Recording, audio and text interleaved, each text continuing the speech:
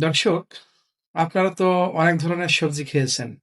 কিন্তু রাজনীতির বাজারে সবথেকে দামি আর জনপ্রিয় সবজি কোনটা জানেন? সেটা হলো মূলা। কেন বললাম, তাই না?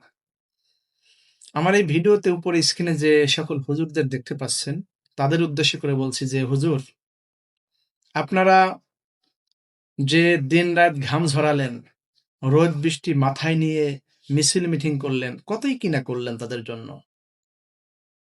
ওনাদের ক্ষমতায় বসানোর জন্য হাড়ভাঙ্গা খাটুনি খাটলেন। আমরা সবাই ভাবলাম, যাক, এবার তো মনে হয় হুজুরদের ভাগ্যের চাকা ঘুরবে।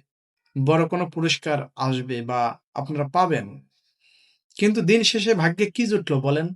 কিছুই তো পেলেন না। জাস্ট একটা মূলা। মানে পরিশ্রম আপনার, ঘাম আপনার, আর লাস্টে হাতে ধরিয়ে দিল একটা মূলা।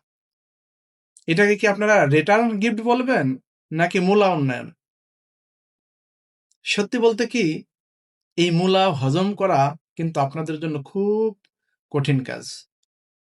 যাদের জন্য এত কিছু করলেন, শেষে তারাই আপনাকে মূলা ধরাই দিল। রাজনীতিটা আসলে সবজি বাজারের চেয়েও কিন্তু জটিল। দর্শক, আপনারা কি এমন কোনো মূলা গিফট পেয়েছেন নাকি? কমেন্টে জানাবেন। কে কে এই মূলা চাষে যুক্ত ছিলেন? আর ভিডিওটা শেয়ার করুন, কারণ এই মূলা সবাইকেই চেনা উচিত।